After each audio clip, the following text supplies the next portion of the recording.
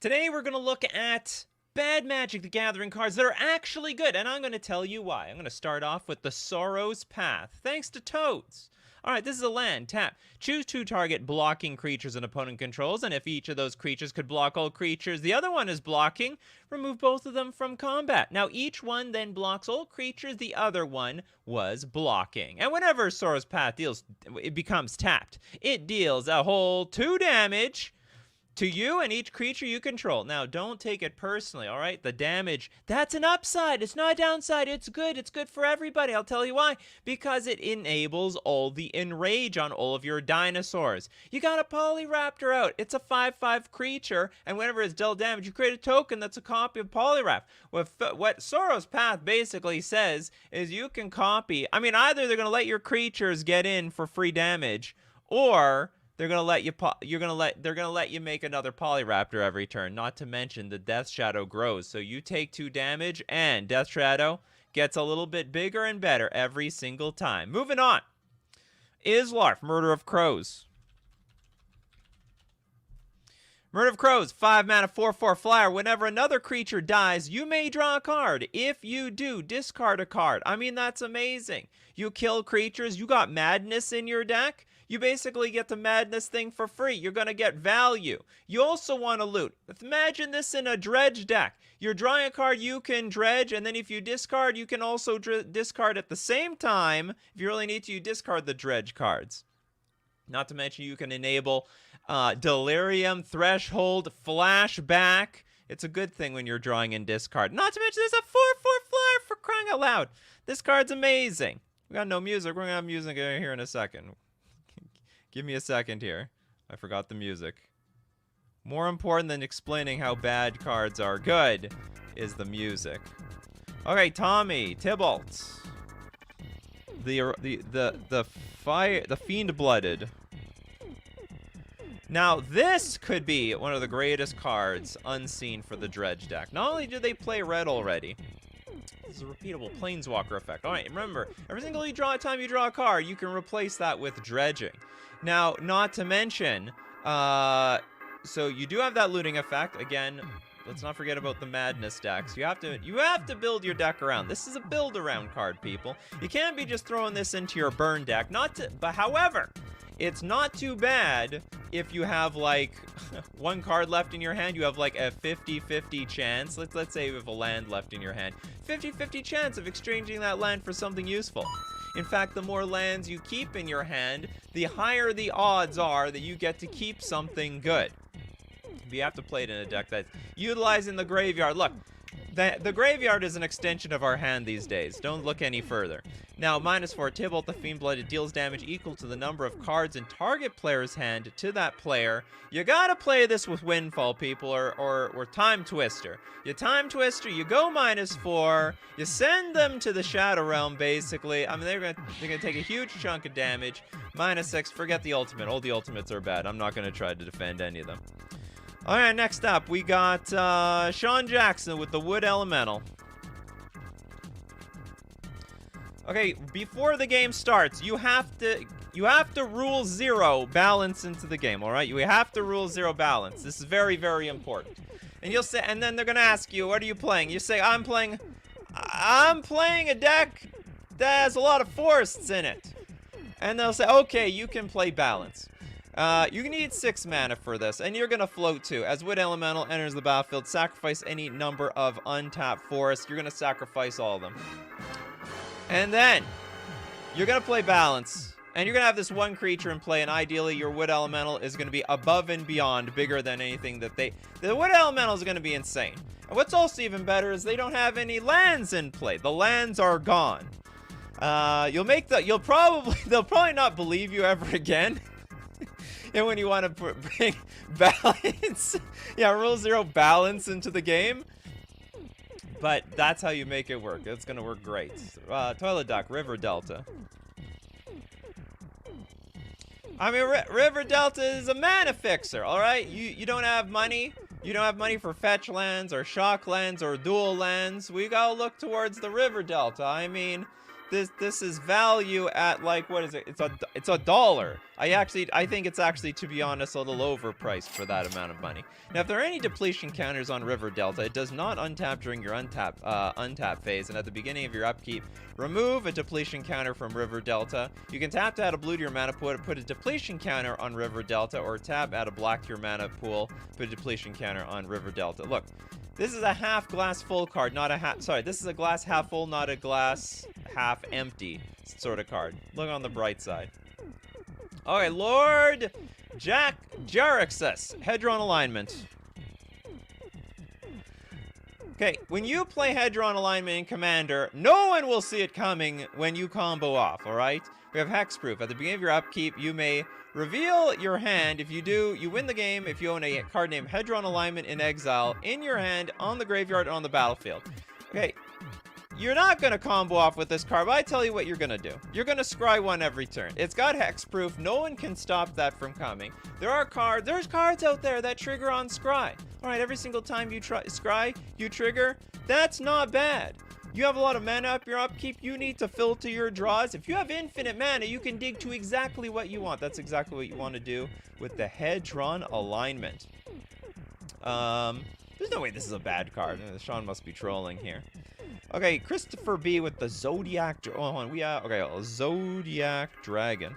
We have super chats. I didn't even notice we have super chats. 7 mana, 8/8 creature. When it's put into your graveyard from play, you may return it to your hand. Your removal, you don't care about. Okay, you want to play farewell? You farewell my Zodiac Dragon away. It's gonna come back. What are you gonna do next turn? You're gonna do absolutely nothing, because part 2 to the Zodiac Dragon. Zodiac Dragon Part 1, Part 2, Part 3 is the exact same movie, exact same plot line. You're gonna exile this card, basically protection from removal. Okay, for Kagan with our, well, second super chat, but the first one.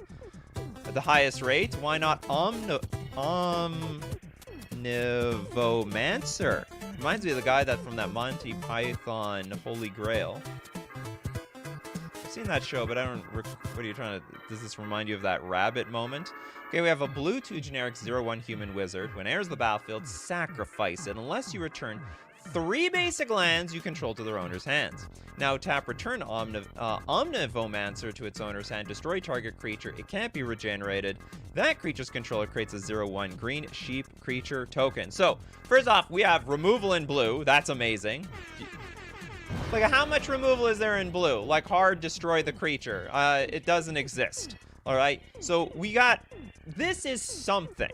You see people playing Rapid Hybridization, Pungify. This is a repeatable effect. Not to mention, the lands that we bring back to their hand, they're all going to be islands that we can play with Thwart. Thwart is an instant. You may return... Oh, sorry. We can't get... Sorry, foil! Think of foil here. Foil! You may discard an island and another card rather than pay the spell's mana cost. Counter target spell. So not only are you destroying their creatures, you're also countering their follow-up threats. Has great synergy with foil. Not to mention, if you put more cards in your hand, then you may even go for a bigger windfall, because you need more cards in your hand in order to get a bigger windfall. Exchange those lands for something even better. Okay, next up. Monty Python must have, oh yeah, Tim, maybe thinking of the Prodigal Sorcerer. That's possible. Okay, Kano, Browbeats. This is a great card. Nothing wrong with that. Also, okay, Browboard, 3 mana. Sorcery. Any player may have Browbeat, deal 5 damage to them. If no one does, target player draws 3 cards. Look, they either are going to take it to the face, or you're going to draw them cards. And who's going to want a tribute? Nobody does, alright? This is effectively 3 mana, draw 3, in red. Red doesn't have much card draw. You want to be playing your Browbeats here. Next super chat coming from Bacon Catbug Prophecy. Like, literally card? Literally the worst card of all time? I will be the judge of that. We have a 1 white sorcerer. Reveal the top card of target opponent's library to all players. Everyone's gonna get to see, alright? You can't be hot, you can't scry anything and think that it's hidden on the top of your library. If it's a land, we gain a singular life point. Good for us. That opponent then shuffles his or her library, draw a card at the beginning of the next turn's upkeep. Okay, let me tell you how this card works. you're not intending on drawing any cards here. When your opponent scries, put something to the top, I mean, you're ready to rack them, all right? You prophecy, you don't intend on... I mean, this is very similar to a card called Predict. Predict was really good because if your opponent has something good on top, you can put it into the graveyard. Then, because you chose a card name, then that player puts the top card of their library into their graveyard, then you draw a card. This card replaces itself. I mean, it pays for itself just like that. So, worst case scenario, maybe they needed that land. Maybe they stacked a land to the top of your deck. Maybe you're going to be happy. Oh, you needed lands? That's extra information for you. If they did, in fact, stack a land to the top, you know that if you blow up their lands, they're completely mana screwed. Okay, next up, we got a freebie here. The Plague Sliver. What's wrong with Plague Sliver? All the slivers are good. Plague Sliver, 4 mana for a 5/5 sliver. All slivers have at the beginning of your upkeep, this creature deals 1 damage, a singular damage to you. Now, all slivers. Telling us, you're not playing this in the sliver deck. Look, you're playing this against. You got it right. This is tech versus the Changeling decks. You got to open your mind. The Changeling player, the Changeling players in chat, they understand. They get it. They never want to see a Plague Sliver across the table, ever, because that is an unconventional way to completely wipe out their life total. They're never going to want to put a bunch of, like, minions, or they don't want to have, like, a million tokens that are Changelings. The Plague Sliver is an excellent sideboard, or not even sideboard card, excellent card to fight the meta. It's a meta card. You play it against them Changeling decks, and you'll get them good. Okay, we got Velocity Arrow. Thank you very much for your super chat. Flashback to my first Magic deck. It may not even be bad, but nostalgia.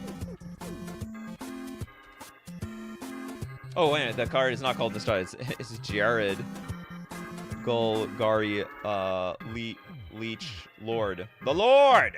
The green, black, 2/2 zombie elf. Gets +1/+1 for each creature card in your graveyard. This actually was like the way that you play Dredge fairly. So if you're not going to play Dredge in a busted way, you Dredge. This is like a dual deck, Is It versus Golgari. I actually bought that deck to play with a friend back in the day. Now, you could go that route. Either way, I mean, you got a gigantic creature in play if you're playing any sort of self-mill strategy. Also, you know, you pay 3 mana, sacrifice another creature. Each opponent loses life equal to the sacrificed creature's power. You ever heard of a little something called Hogak? All right, that's banned in some formats, but it's legal in yours. You sacrifice that thing, I mean, your opponents are just going to be crazy. They're never going to stand to lose to that once. And it's not like they can kill Hogak. I'm just going to keep coming back from the graveyard easily. Now you can sack a swamp and a forest, return Jared from your graveyard to your hand. Basically, like, not an interaction you can beat with just pure removal. All right, next up, we've got King Ginger's Carevex Spite.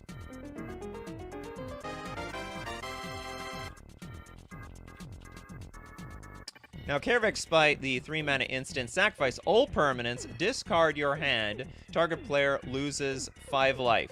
This is a way of winning with, what's it called? It's called the cheese stands alone. What's the real card to this?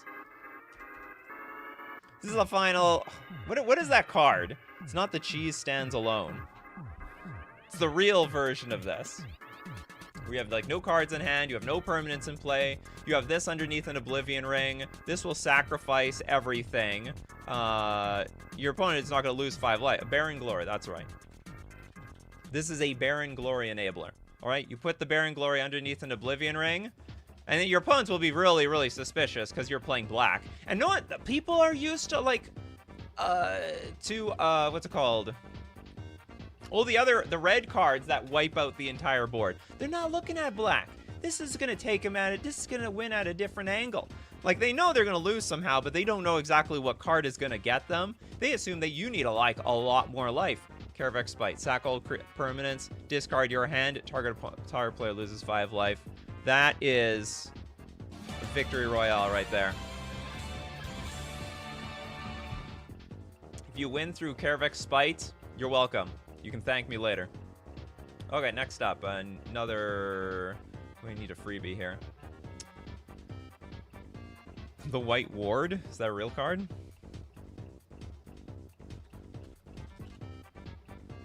This is a real card. You need prior to 4th edition wording. Well, we're going to go with the... if there's like a different wording, we're just going to go with what the actual wording is right now. So it's an aura for 1 white. Enchanted creature has protection from white. So the effect does not remove White Ward. That is a bit weird. Protection from white and doesn't remove itself. That's great. Now, I'll tell you what you're going to use this against. You're going to use it against the mono white Solitude decks. It effectively has protection from white creatures all the time. I have nothing. I mean, it's just 1 mana. Prevent all the removal from white. What's wrong with that? You know, people play with like Veil of Summer. It's a one-shot thing. This is a permanent, continuous effect. You're not going to get hit by Teferi Time Raveler, Teferi Hero of Dominaria. You're not going to get hit by Solitude, Swords to Plowshares, Prismatic Ending. I mean, they got to deal with the White Ward first before they deal with your creature. So, yeah, I mean, there's a lot of work to do. Okay, Grunkus, thank you very much for your super chat. Cathedral of Sarah. Cathedral of Sarah! All your white legends gains bans with other legends. You know, the problem with bans is, like, this is such a strong mechanic. People have no idea. It's just that there's not enough bans with creatures out there. You realize that, like, if you gang block or your opponent or you attack and they block, like, you can assign where their damage goes. It's insane. All your creatures attack together, they block together. Now, all your white legends gain ban. This is... See, the deal is, most of bans or banding, it's all in these old crappy creatures. Now you're... Like, Omnath can now have bans with other legends. You completely enable that. We never had that before.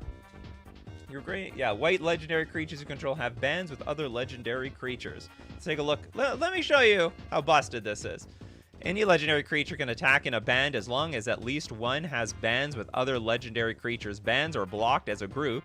If at least 2 legendary creatures you control, one of which has bans with other legendary creatures, are blocking or being blocked by the same creature. You divide that creature's combat damage, not its controller, among any number of creatures it's blocked or blocking. So if attacking really matters in your deck, I mean, this card's insane. I mean, you can put... Like, you think of all the modern-day commanders that you have, all of them that include white, you're going to want to play with Cathedral of Sarah, I'm telling you right now. Give banding to all the good... Yeah, banding is busted. People just refuse to learn how it works. Get banding in your playgroup, people. And also, it's a $12 card, so you're not going to lose anything here. We got Elixir. Thank you very much for your super chat. The Sandstone Deadfall. Sandstone Deadfall is a 3-mana artifact. Tap, sacrifice 2 lands. Sandstone Deadfall and Sandstone Deadfall destroy target attacking creature. So for any deck that is not good at destroying creatures, if you are in blue, if you are in green, this is a way. This is like main deckable, flexible removal. And for any decks that you might want to destroy your lands. That sounds crazy. Like, why would you ever want to be sacrificing your lands if you need to enable Delirium? All right, you need land in your graveyard. You don't have fetch lands. This is a way of getting that Delirium online. You play your Sandstone Deadfall. Oh god, everyone's saying Razor Boomerang. I don't know what I got for this one. 3 mana equipment. Equipped creature has unattached Razor Boomerang. Razor Boomerang deals 1 damage, a whole 1 damage to target creature or player. Return Razor Boomerang to its owner's hand, also equipped for 2. So you want to be playing this in a deck in a metagame where your opponents have a lot of 1 toughness creatures, but also you have a lot of looting effects. So you deal your 1 damage, you get your value, but then on top of that, it gives you the option to recycle this card for something better later on in the game. So you got it early in the game for their early 1 toughness creatures, but later on in the game, they got big creatures. You need to exchange this for something else. So you basically exchange this, loot, rummage, whatever you got to do, turn it into gold, get rid of your Razor Boomerang for something else. Okay, next up, we've got Pacers fan forever. Oh, Leveler is an insane card. Come on. Leveler is like an outrageously good card.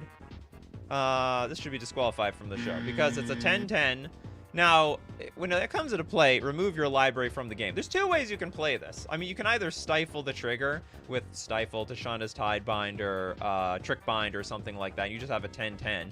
But the real way, I mean, you just have Thassa's Oracle. I mean, if you're trying to win with Thassa's Oracle in a non-black deck, this is a way to enable the combo. You go Leveler, you go Thassa's Oracle, you win the game.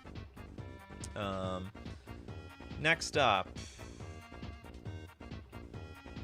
Yeah, or dress down. You could dress down. That's possible too.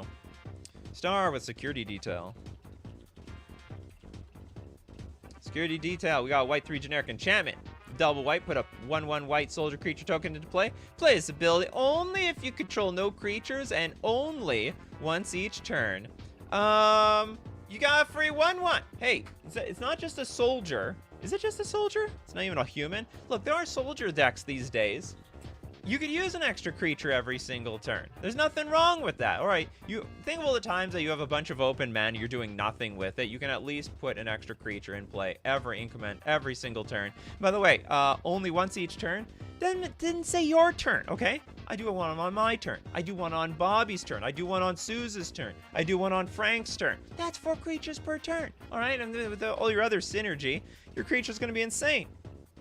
You build a whole board. Your opponent, like, what do you want? You want your board to get wiped and you have nothing? Security. Oh, wait, hold on. Sorry. You need to have no creatures in play.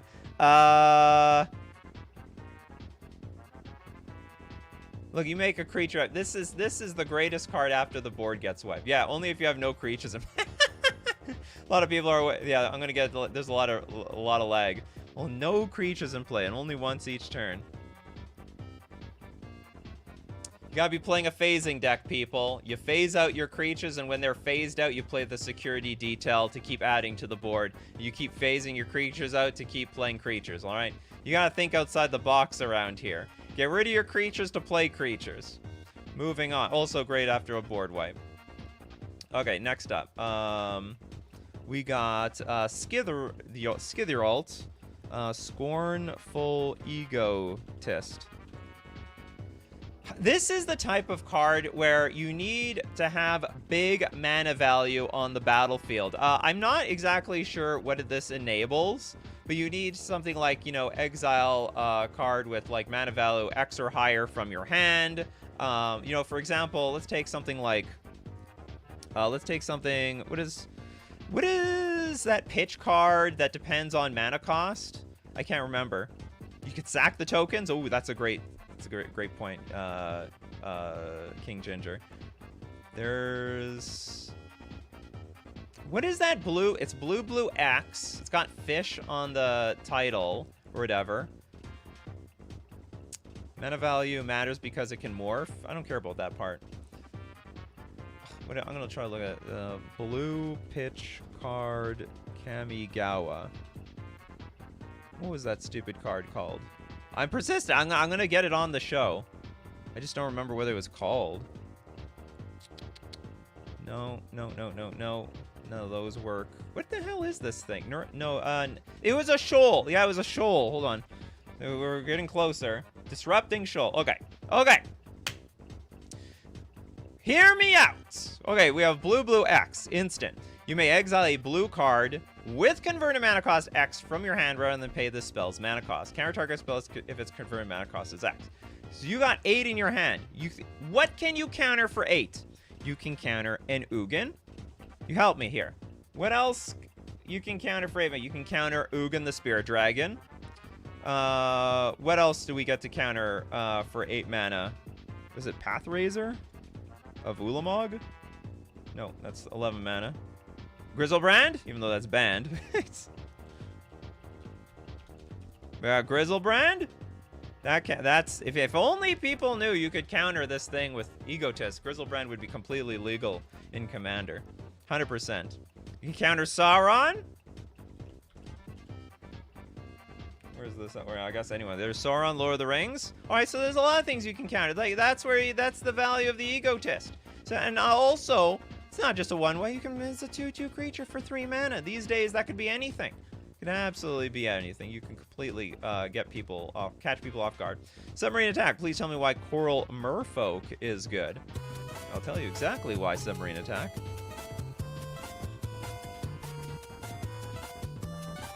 Look, if you're playing a mono blue Merfolk deck in Commander, you need enablers, all right? You know, Thassa, God of the Sea, needs Devotion. Also, what's it called? Sveilun needs extra bodies on the board. Merfolk greater in numbers, and it's better to have a Merfolk than have nothing at all. Flavor text might even intimidate somebody. Okay, next up, Juju Bubble. It's not even hard. Like, look, if you have infinite mana, this is an infinite life-gaining machine. This is like when you have, like, a turtle shell at the end of a Mario game, and you just keep hopping on it over and over and over again. It has cumulative upkeep 1, but who cares when you're at, like, 100 bazillion life? If you play a card, bury Juju Bubble, that's okay. I already got my infinite mana in life. Infinite mana on the board. I need something to do with it. You can't win the game by itself. You can convert it into life, and maybe you can even convert that life into an advantage. Pay 2-1 to gain 1 life. That is a good deal. Next, super chat coming from Kagan. The Ticking Gnomes. Echo is just lame. Okay, 3 mana for a 3/3. With Echo, sacrifice Ticking Gnomes. Ticking Gnomes deals 1 damage to target creature or player.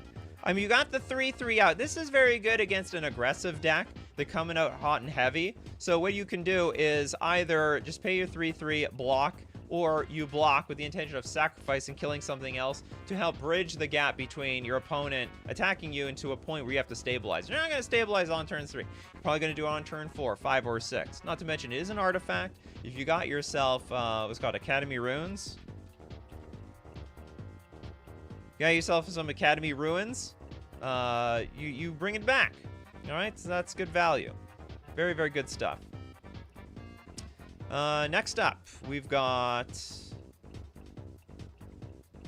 Oh, did I get rid of another one? Hold on. Shoot. I think I missed... I'm not sure if I got rid of a super chat by accident. Clockwork Gnomes. And the next one is... Oh, that was Clockwork Condor. That was Clockwork Condor. Hold on, I'm just trying to confirm that I did not accidentally, I have this sort of... Okay, I got everything. Okay, no problem. One with nothing? It's a great card. Sorry about that. Okay, one with nothing. This is a great card. You discard your hand. You just play this in Dredge. As simple as that. Put all your dredgers in the graveyard. Pass the turn. In fact, what you really have to do is you try to draw. I'll tell you how you use this because it's instant speed. All right.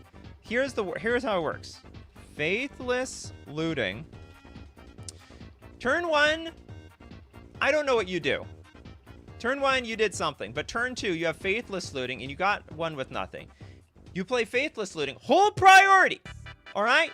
Hold up. Faithless Looting. Hold priority. In response, play one with nothing. Dump all your dredgers in the graveyard. Then you Faithless Looting, and you just go off completely right then and there. So, Faithless Looting has the problem that you have to draw 2 cards first, then discard your dredgers, but not if you, in response, play with your one with nothing. They'll completely screw with people. Yeah, screw with people's Thoughtseizes too. You try to Thoughtseize me? Well, in response, I'm going to one with nothing. You get no value whatsoever. Take 2 damage for absolutely nothing. Okay, you heard the music. And I love that music because this is the time to thank my favorite sponsors, starting with FusionGamingOnline.com. What is the deal of the week this week? Save 15% off all Secret Lair singles and box sets. So if you love your Secret Lairs, you love your box sets, now's a good time to get some value. Look, Rograk, Son of Rogan is also... Ugh, that's got a deal. I hate that card. Not to mention, Modern Horizons 3, as spoilers come out, you want cards to upgrade your Commander decks, pick them out from FusionGamingOnline.com. Pre-order your cards. And also, don't forget, when you're pre-ordering or buying anything, even at a discount, use coupon code Nikachu at checkout for an additional 5% off all your purchases. And it supports the channel. Just like how you rent with Mana Traders. You can support the... I mean, if you want to play any deck, any form, anytime you want, you can play Commander on Magic Online. You can play Pioneer. I'm playing a lot of Pioneer right now. You want to play Pioneer Merfolk? You don't want to buy into the deck? Hey, try to rent it first. Just take it out for a test spin when you're renting with Mana Traders. You can support the channel renting using my Mana Traders link in the description below, or save 10% off your first 2 months using coupon code Nikachu_7LH. Time for back to bad TCG dude. Hope your day goes well. Congrats on the 5-0. Thank you so much. All right. I think it's time for a super chat. Miyuki, a big super chat. Thank you so much. Custom cards this Wednesday. No, it's actually 11. Sorry, it's gonna be at 11 a.m. Central Standard Time. Also, Nova Cleric. I made a message in the Discord. It will be early. It will be the last time it's early. Good, maybe if the opponent is an enchant freak. Look, these cards are good all the time. You guys gotta look on the positive side. You're not playing these cards for them to be bad. You're playing your cards to be good. All right, it's the rule number 1 around here. Okay, we got first off, white 1/2 creature. This already was built for the modern day metagame. Plays around Ren and 6, plays around Bowmasters, a little bit more resistant to Fury, Yawgmoth, Fire and Ice, and all of that stuff. So if your opponent wants to play fire on this, they got to burn the whole thing on it. Okay, now we got the ability. It's a white 2 generic tap. Sacrifice, destroy all enchant. That's insane! Come on. That's broken! It's absolutely broken. That's the main deck sideboard hate that goes straight into a cleric deck that you can play on turn 1. You get out of here. Card's too good for this show. Alright, next up. We'll go with...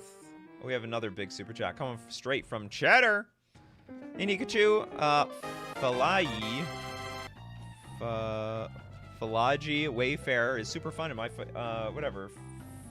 Wayfarer. Where's the Wayfarer? There's the Wayfarer. My 5-color deck. But I don't think it'd work in much else. Dude, if it's got to work in the 5-color deck, then that's where it goes, alright? This is a green, 2 generic... What is this, a gold card? Am I seeing things? It's gold, but it's green. It's a 2/4 creature, which is not bad stats. Oh, it's all colors. This ability doesn't affect its color identity. It can be in any deck whose commander's color identity includes green. Good stuff. Multicolor spells you cast have Convoke. Oh, hold on. There's a card that's like multicolor spells have lifelink. Where is that? Multicolor spells have lifelink.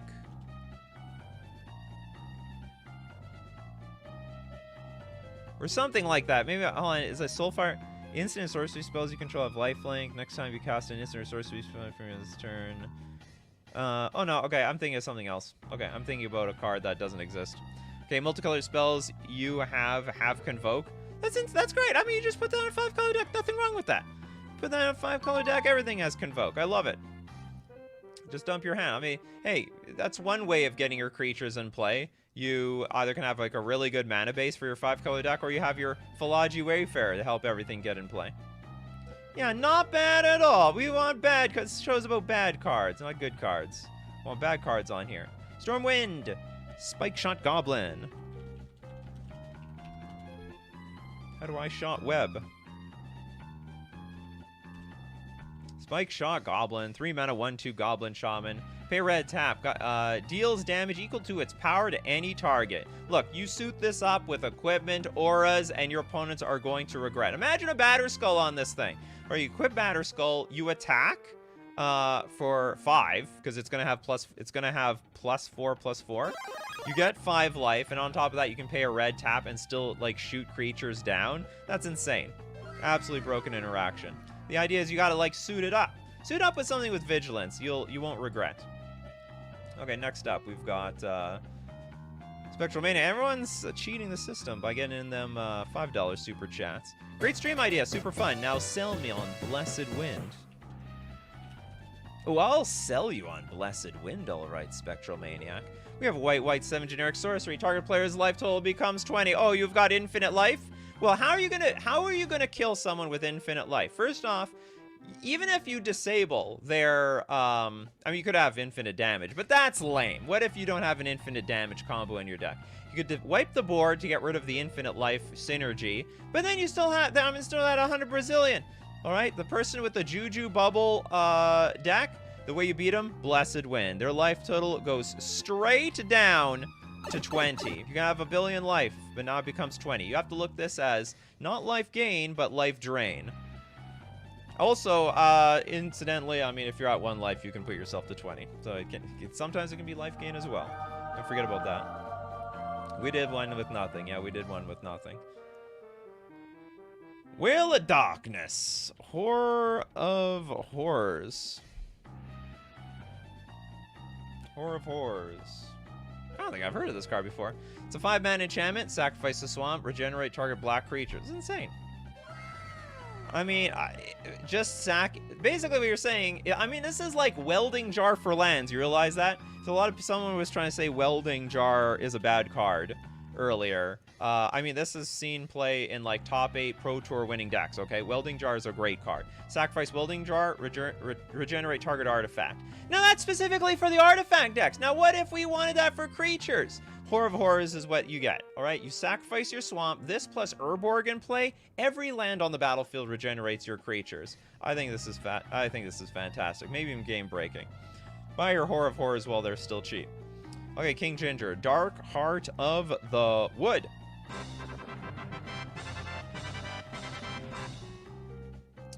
This is green-black enchantment. Sack a forest, you gain 3 life. I mean, what do you want? This is... What is that? It's Zuron Orb for black or green, right? Super popular card. Now, do you need... Is it good enough to have 1 Zuron Orb in your deck? Wouldn't you want 2 if you were in Golgari? Of course you would. So you'd play the Dark Heart of the Wood. You play this with Yavimaya, and boom, everything's a forest, and you gain 3 life, not just 2. I mean, hey, this sucks in comparison to this. That's 1 extra life. That's 50% more life. 50% more, less of a chance you're gonna die. We have 3/3 with Hex. What's wrong with this? This is literally spend 1 mana, destroy a creature. You got that? It's like 6 mana, destroy 6 creatures. I don't think there's any... I think this card's broken. Not to mention, like, you know, Fatal Push usually kill... Fatal Push, Lightning Bolt, Swords to Plowshares. These are usually 1 mana spells for 1 mana cards. This is literally, you're going to, on average, you spend 1 mana to eat up probably 20 mana worth of creatures on the battlefield. Absolute banger. Every deck should have a Hex in it. Yeah, strictly better Murder. Murder only kills 1 creature. Just pathetic. Okay, next up we have Kagan, also with the Aven Fates Shaper. It's like 7 mana. Everything's 7 mana these days. Like, what do you care? You're playing your Mox. You're playing your Moxen, or not Moxen, like, you know, your Mana Rocks, I should say. Your Soul Rings, your Mana Vaults, your Mana Crypts. No big deal. Casting this is like a breeze. Now, it's a 7-mana 4/5 flyer, and when it enters the battlefield, look at the top 4 cards of your library. Then you put them back in any order. Also has the activated ability of 5 mana. Look at the top 4 cards of your library and put them back in any order. Between this and fetching, you basically manipulate the top of your library consistently to draw exactly what you want.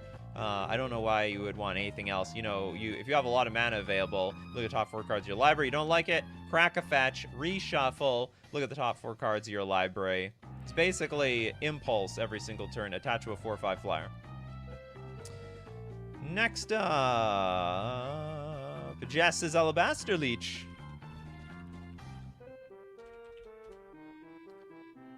Alabaster... I don't know what this is. Alabaster something. There we go. There we go. We have a white 1/3 Leech. White spells you play cost white more to play. Here's the kicker. I'll tell you how you play your Alabaster Leech. This needs to be the only white card in your deck, all right? So... And they don't realize it. They think that, you know, you play Alabaster Leech, turn 1, turn 2, turn 3, or whatever. It's no big deal. Now, yeah, you could also donate the thing. So you could, like, I'm playing this Alabaster Leech, but really, I'm mostly... Like, your commander might be Jeskai, right? Maybe. Actually, how the hell is this in your deck if your commander is not Jeskai? Okay, you have some Jeskai commander. It's like, but it's... The mana cost is no big deal. It can cost 1. You don't care about commander tax. You never did. What's really important is that this is the only white spell in your 75. You're mostly a Jeskai deck, and you intend on doing a offering. You donate this Alabaster Leech and tax specifically 1 player. But the deal is, you just don't play any other white cards in your deck. All right, this is the only one. Don't be a fool. Don't play more white cards in your deck. Just play Alabaster Leech, and it's not even a big deal. It's a good blocker otherwise. Okay, next up. King Ginger with Ticking Gnomes.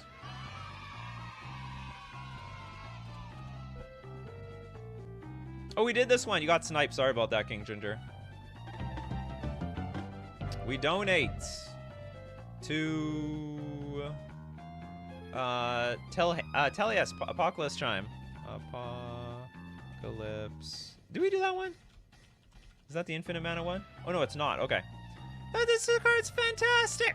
All right, it's a 2-mana artifact. Pay 2, tap, sacrifice Apocalypse Chime to bury all cards from the Homelands expansion. All right, let's take a look. We're gonna do an advanced search. We're gonna look up type. We want creature, artifact, and we also want enchantment. And now we're also gonna look up Homelands. No, not here. Where's the set? Sets, Homelands.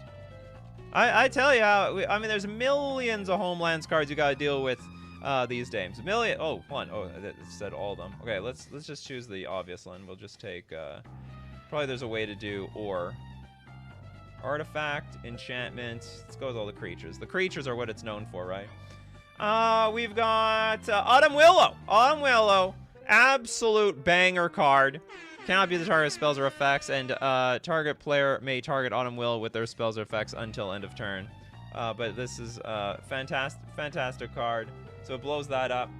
I know we got the Dwarven Pony for anyone playing the Pony decks. One, this is, oh no, is it Daughter of Autumn? I was thinking of. That's a good one. The 4-mana 2/4 redirect to Daughter Autumn. 1 damage dealt to a white creature. That's a great card. You got to redirect.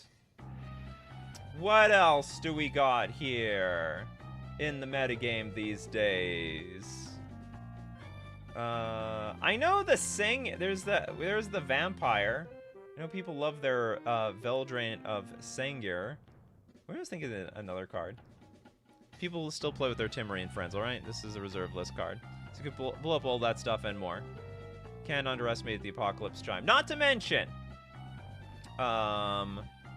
No, I mean, it can just be... As a 1-of in your deck, it's easy. You can tutor for it when you need to. If you don't, you just discard it. Alright, next up. Oh my god, this is like a banger show. Prime Jaders! The Pale... Oh, Pale Moon is insane! How can you... I can dis Pale Moon. No, we haven't done Pale Moon yet. I mean, this is a hidden gem here. We have a blue, 1 generic instant. Until end of turn, if a player taps a non-basic land for mana, it produces colorless mana instead of its normal color type. So, now I'll tell you what you want to do with this. You put this on Isochron Scepter. Alright?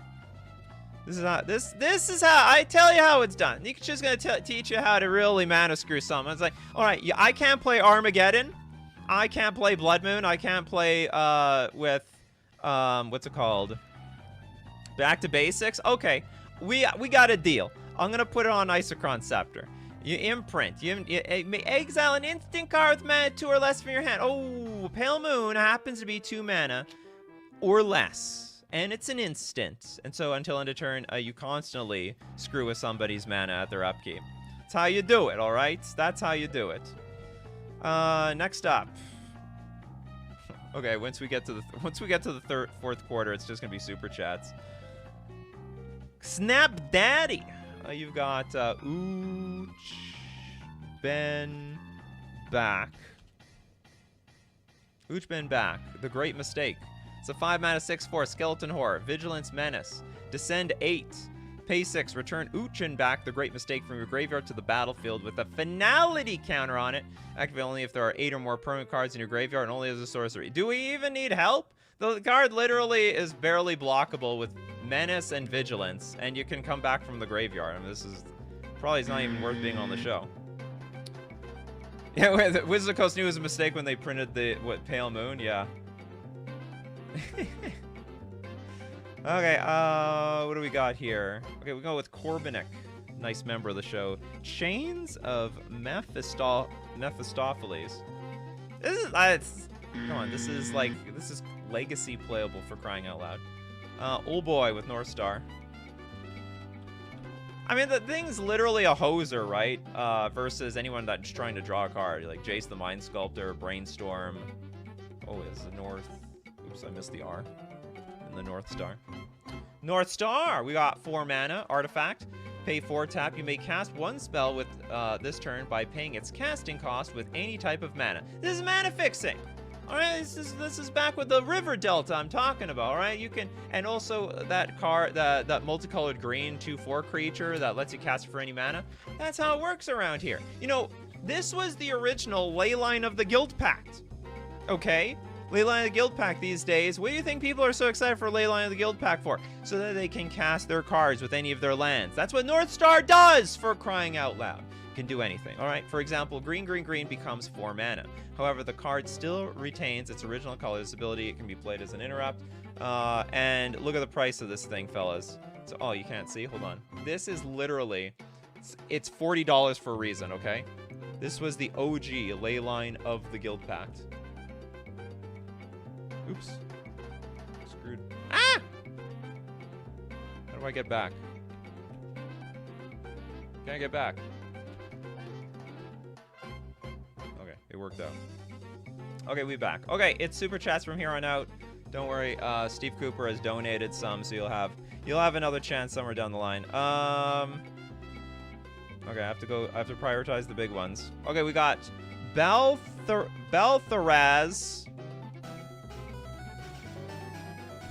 with Leviathan. The OG Leviathan. Now this is now it's a lot of mana. I'm not going to disagree with you here. It's 9 mana for a 10/10 Leviathan, but it does have trample, which is very important.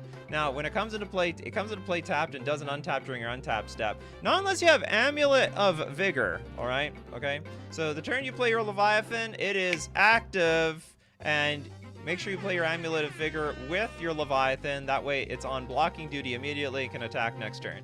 Now, at the beginning of your upkeep, you may sacrifice 2 islands. If you do, untap Leviathan. Leviathan can't attack unless you sacrifice 2 islands. Like, we don't need to sack islands these days, okay? You can play your 9 mana 10/10 Trampler, no problem. You got your Amulet of Vigor. What untapped stuff? There are a lot of artifacts these days that untaps permanents. I mean, there's Mirror Regery, but I'm pretty sure that there's other decks. I mean, you play this in your Merfolk deck. You play your Mirror Regery, play a Merfolk. Whenever you cast a Merfolk, you may tap or untap target permanent. You untap your Leviathan every single turn. That's how you do it. Well, I need to put on slow. Hold on, give me a second here. You guys are wild in chat. So you play your Leviathan, and you play. I don't want to say that you play. Is there not something like, maybe it's just for artifacts. It's very easy to untap. It's a lot harder to untap your creatures. It is a rare ability to untap anything, for that matter. Very, very rare. Okay, I'll slow you guys down. It's slow-mo time. Probably should have had slow mode in the first place, but I didn't. Okay, next up. So I tell you, you have to make sure that you're playing with cards that can untap creatures so you don't sacrifice your islands, and your Leviathan is full value. Next up, we've got Pab Now. Okay, last one. Yeah, all you guys say the last one. From your high school deck, the Swooping Talon. Crate for sniping mana dorks on turn 7. Exactly! That's exactly how I have to look at it. We got a 6 mana 2/6 flyer. Pay 1. Loses flying until end of turn, but it's got provoke. When this thing attacks, you may have target creature defending player controls untap and block if able. It's basically, yeah, you basically force people to lose their creatures. Now, you suit this thing up with something larger, give it first strike. I mean, it's basically white removal. That's how you have to look at this card. It is white removal.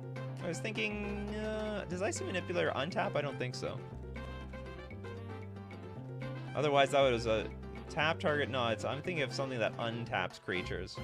I can't remember. Yeah, you could also fling the Leviathan if you really needed to. Okay, next up. Good God, there's so many super chats. We're going to be doing this for a while. Okay, Baron Brendan. Riven Turnbull. I like that you guys have, like, backups.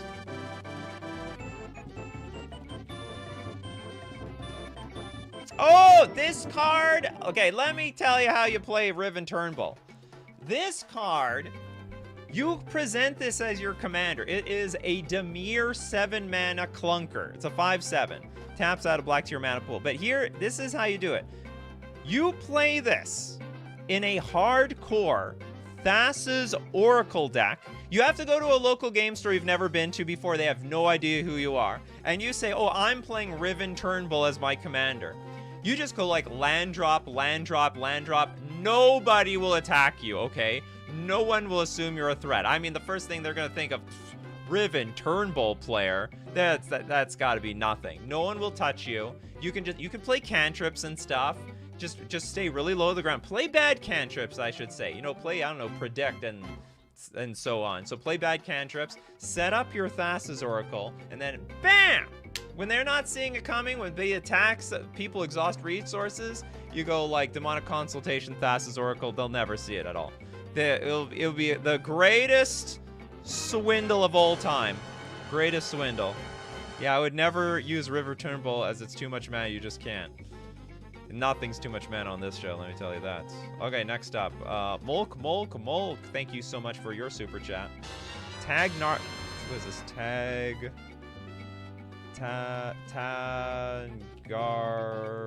something. Can't pronounce this card. Oh, the Glare. So red sorcery, look at the top 3 cards of your opponent's library, then put them back in any order. That player looks at the top 3 cards of your library, then puts them back in any order. So this, when you are in dire straits, and you, like, let's say there's a threat at the table. You and somebody else, you gotta cooperate, all right? So you gotta make allies with someone. This is an ally card. You help them out, like, hey, these are the top 3 cards of your library. What do you need? And they'll look at the top 3 cards of your library. They're going to ask you what you need. Because, I mean, you're in it together. I mean, they're not going to self-sabotage you. There's someone else you got to beat at the table. This is what Tangarth's Glare is all about. It's especially for a deck if you have no intent of trying to win the game very early on. You let someone else take the lead. And then as they take the lead, you have to make allies with someone. This is where the Glare comes in play. Great card.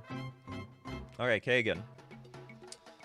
What do you got for us? Donate this, but Leviathan can be helped with Conduit of Worlds.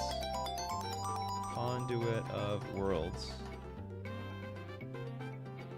This is a green 2 generic. You may play lands from your graveyard. Oh, sacrifice the lands and play the lands from your graveyard. That can work out for sure.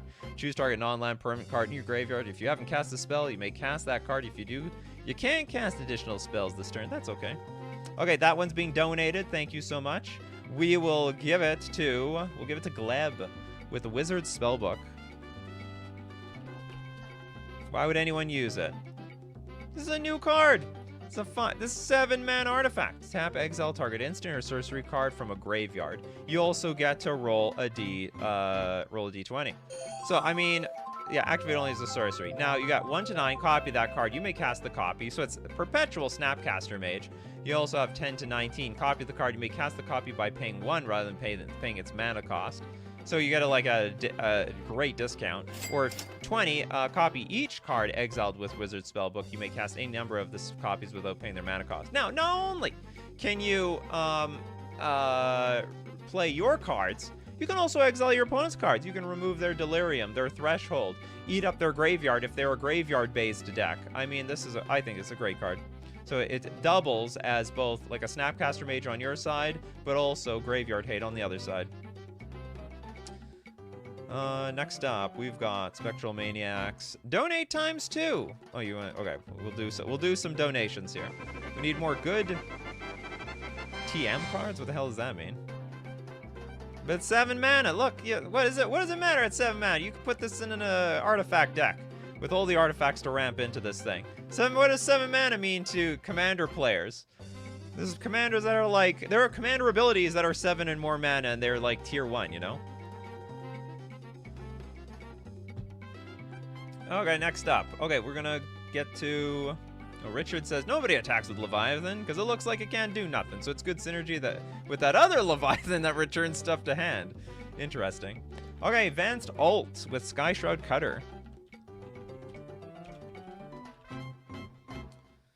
This is a green 3 generic 2/2. It's a beast, but if you control a forest, you may have each other player gain 5 life instead of paying Sky Shroud Cutter's mana cost. You gotta, now this is, you're gonna enable this thing, and what is that? What are those enchantments? What does Veto say? You're gonna want this in a Golgari deck with like Veto. You know, whenever you gain life, target opponent loses that much life. But what's the other half? Sanguine Bond? There we go. You put this in your Sanguine Bond deck. Whenever you gain, target opponent loses that much. Hold on. What is when your opponent gains life, they lose life, or something like, or maybe when they gain life, they lose nothing? Maybe I'm looking at this wrong. Control a forest. You can have everyone else gain 5 life. This actually might be good with the new pitch spells in Modern Horizons 3. It could be. Where you have to sacrifice a green creature. Just get that thing in play. Who cares about their life total anyway? You're going to win with commander damage. You can...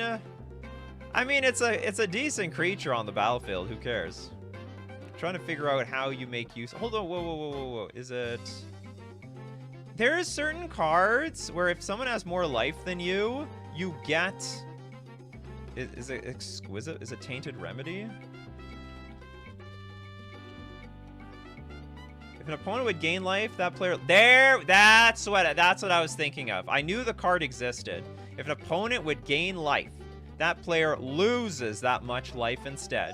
So you would think, oh, Sky Shroud Cutter, that's going to do me a favor, right? No, it's going to do you in. So it's basically... We now turned the Sky Shroud Cutter into gain 5 into everyone losing 15.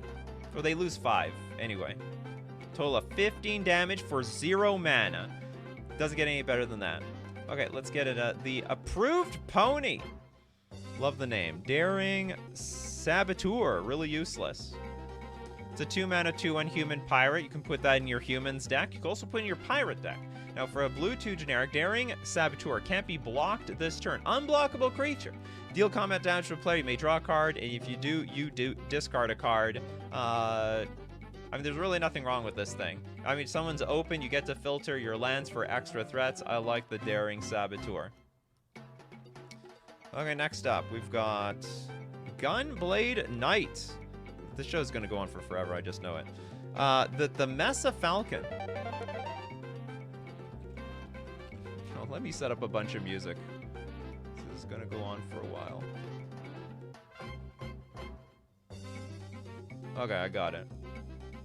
The Mesa Falcon. Now this is an all-star. So everyone's like Stormcrow this, Stormcrow that. I mean, this is strictly better Stormcrow, for example. It's a white 1 generic 1/1 flyer, and for 2 mana, it gets +0/+1 until end of turn. So I mean, it can get even bigger than the Stormcrow in the first place. I mean, if you're a Stormcrow fan, I think you have to be a Mesa Falcon Mesa Falcon fan. Not to mention, if you have infinite white mana, this thing will never be damaged, you'll never kill it with damage, and it can block any creature. And survive to tell the tale. Jordan just got here. Did anyone say Colfiner's Plans? No one has said Colfiner's Plans.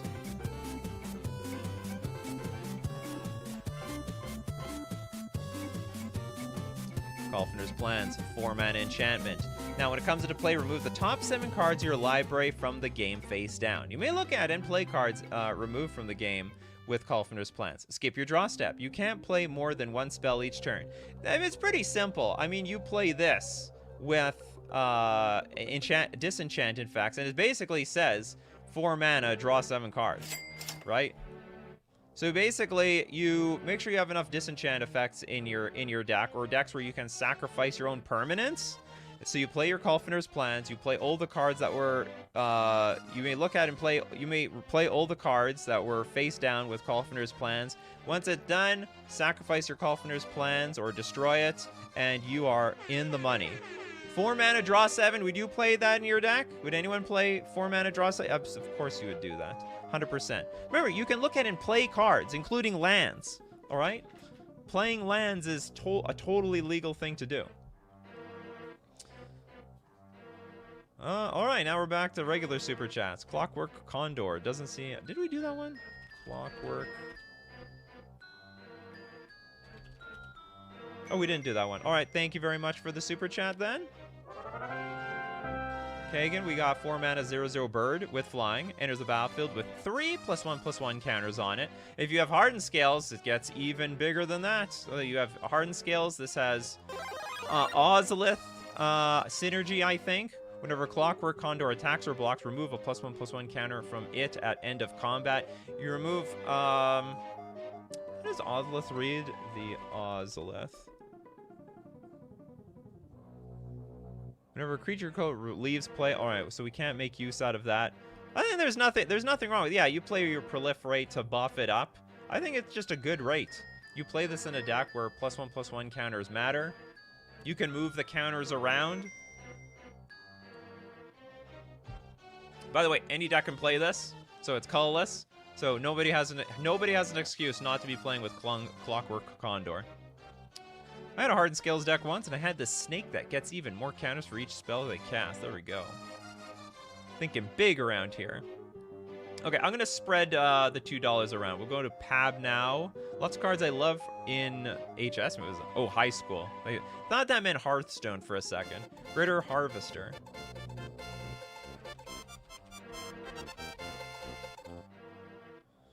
Griffin Harvester, 5 mana, 5/6 horror. Now, at the beginning of your upkeep, you sacrifice a permanent. Oh, we have our enabler with the Kulfiner's Plans. Kulfiner's Plans straight into the Greater. Make sure the Greater Harvester is the last thing that you play. The deck builds itself, basically. Now, whenever Greater Harvester deals combat damage to a player, that player sacrifices 2 permanents. Absolutely insane. Completely nuts.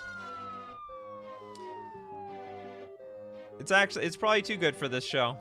Elixir, thank you so much for your super chat. We've got Rakalite.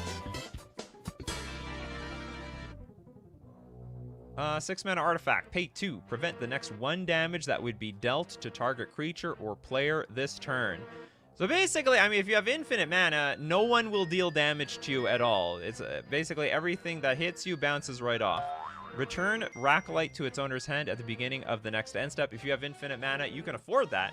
I mean, that's something that you can pay every single time. You just have to make sure that you have something like Ley Line of Anticipation in play. So we have Ley Line of Anticipation and Rakalite and infinite mana, and I mean, that's basically a lock. No one can deal damage to you. No one can bolt you. No one can kill your creatures, right? Because you can prevent. But also, you can screw with your opponent's stuff too. All right, so you could, like, when people attack each other, didn't say that deals. You can't prevent the damage to your creatures and yourself. You could deal the damage, prevent the damage from anything. You could have one side wail on another player and make sure that their creatures don't die from their opponent's creatures. So you are basically God in this situation. Next up, we'll take one from Pacers Fan Forever, the Baton of Morale.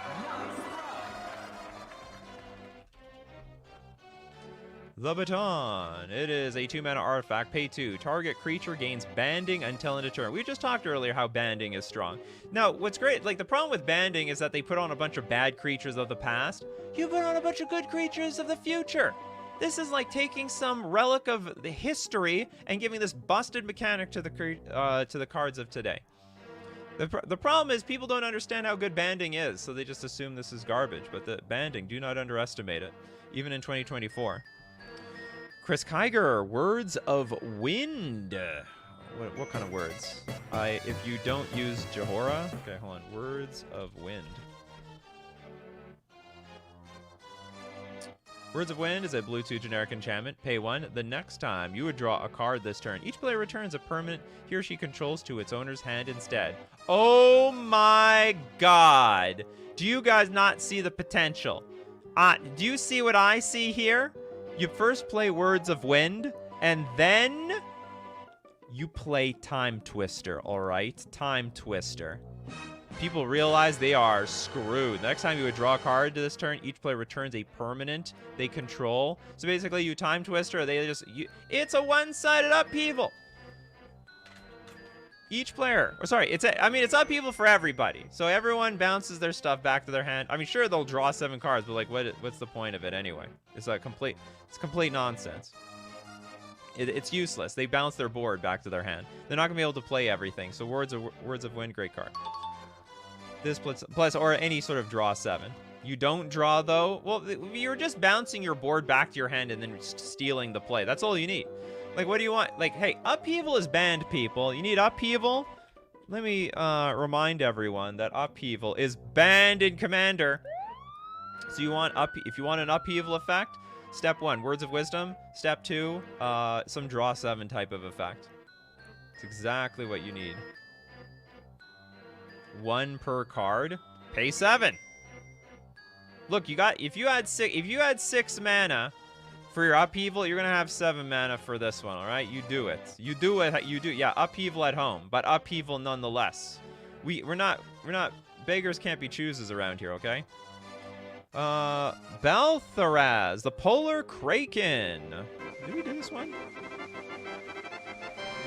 Oh, what have I done? Where am I? Private browsing. I don't want private browsing. I want public browsing. Polar Kraken. Ooh! This one is blue, 8 generic for an 11/11 trampler. Now it comes to play tap. Same thing as the last one. You get your Amulet of Vigor. You get that green enchantment that can untap creatures. Oh no, sorry, no. Sorry, that was an artifact that brought lands back from the graveyard. Commit of upkeep, sacrifice a land. That's okay. You can sacrifice a land because we've got, what's it called? Crucible of Worlds. Right? Right, am I right? Only that, you have to play this in a Simic deck with Dryad of the Elysian Grove. Okay? So you can get additional land drops. Now, the cumulative upkeep will eat you, but not before the Polar Kraken eats them.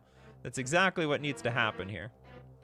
So you'll get the lands back from the graveyard. In fact, you might want the lands re-entering the battlefield. You sacrifice scry lands, bring them back for extra value.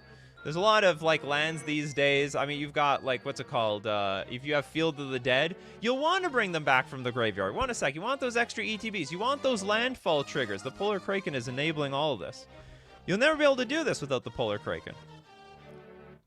Okay, we have a big super chat here from Andre. Thank you very much. Don't know if it's bad enough, but Winding Worm was my first deck ever. Got a lot of first deck ever comments today. Winding Worm is a 5-mana 6/6 with Echo. During your next upkeep, after this permanent comes under your control, pay its casting cost or sacrifice it. Hey, if you need a 6/6 creature for 5 mana and you only need a 1 turn, the Winding Worm will do it for you. I have no other commentary on this card. Echo cards are tough, to be honest. It's like literally a vanilla creature with a downside, more or less, if it has like no other extra abilities. It's not even a mana efficient like 6/6. All right, hold on. What can I do? Okay. There's not that many worms in the game. You need at least you might have to pay like 10 mana to keep this thing in play, but you're gonna need it for the worm deck. All right, you need to enable the worm synergy. Well, let's go advance. Let's look at text worm. See every single card that says worm.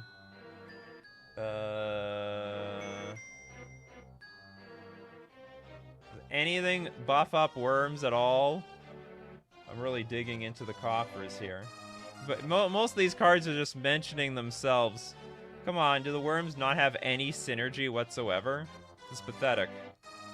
Wow, there's like no worm matter cards in this game.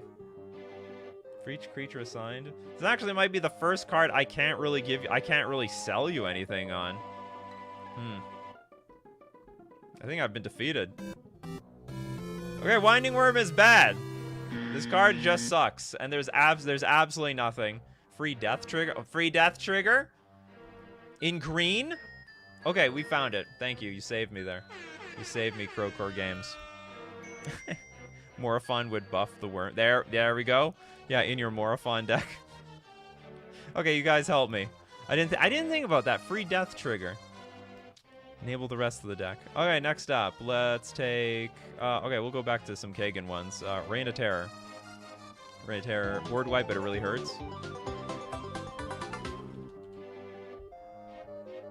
Reign of Terror is a 5-mana sorcery. Bury all white creatures or bury all green creatures. That's insane!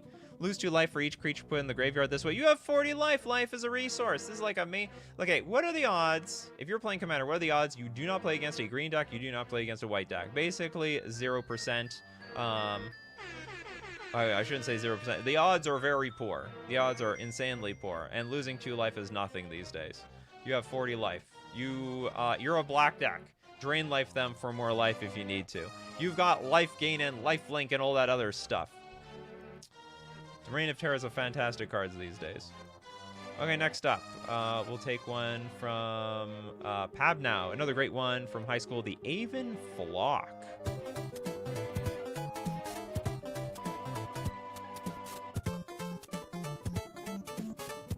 5 mana 2/3 bird soldier with flying. Pay a white. Avon Flock gets +0/+1 until end of turn. I mean, it's a flyer. It's a flyer that if you have infinite mana, you can block as many things as you want. Even if you don't have infinite mana, for as much mana as you have behind you, you know your opponent will, like, they're not even going to attack. Let's say they could attack for 7, but you have like 5 or more mana up. They know you're going to block. You're going to pump up your Avon Flock. So it's basically defense. As for as much mana as you have up, no one's going to even dare attack you. You have to protect yourself with intimidation. A good offense starts with a good defense by staring them right in the eye with the Avon Flock. Next up, another Kagan special. Here's what you come up with: Ursat's Gnomes. A lot of gnomes coming up on this show. No respect for the gnomes. 3 mana 1/1 artifact. Target spell is colorless. Insane! Play this ability as an interrupt. Well, we have something called the null elemental? Yeah, null elemental blast. All right. This is the opposite. Hold on. Whoa. Target spell is, target permanent is colorless until end of turn. Oh, sorry. Okay. Whoa. I got it. Get this. Oh, what is it called? I was thinking of, what's the blue? It's a blue, I can't remember. It's a blue counter spell. It's 1 blue, counter target colorless spell is what I was thinking of. I don't remember what it's called, though. Yeah, it's actual color hate. I was trying to think of the opposite. I knew there was like a way to counter something that was colorless on the stack. I went to null elemental blast, but there's actually a blue card. On blue, this is blue. Counter target color less. Is it that? There we go. Ceremonious rejection. Boom. You've just enabled. You just completed. You just fell into my trap card. The ceremonious rejection. Counter target colorless spell. So a very, very good card in that case. And also target permanent is colorless until end of turn. So between this and Karn the Great Creator, this is a great way to lock, because ability is it colorless? May reveal until end of turn target non-creature artifact. Okay, forget it. Colorless is not artifact. Target permanent is colorless until end of turn.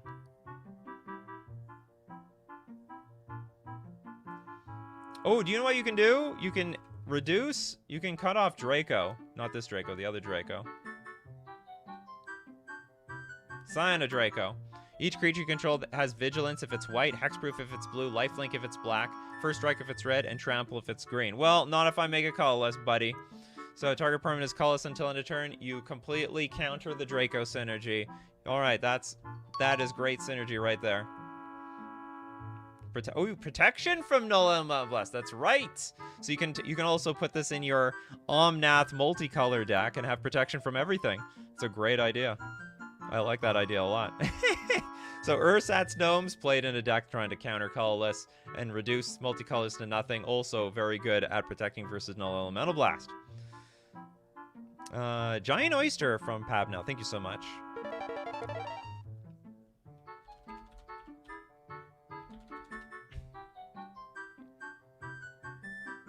I'm probably gonna have to increase the super chat amount soon, one of these days.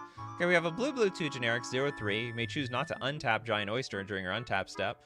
Tap for as long as Giant Oyster remains tapped. Target tap creature doesn't untap during its controller's untap step, and at the beginning of each draw step, put a -1/-1 counter on that creature. When Giant Oyster leaves play or becomes untapped, remove all -1/-1 counters from that creature. I mean, this is basically removal.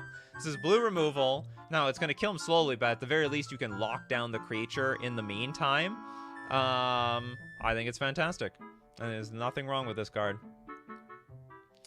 Next up, let's take one from Pacers Fan Forever. Nature's Blessing.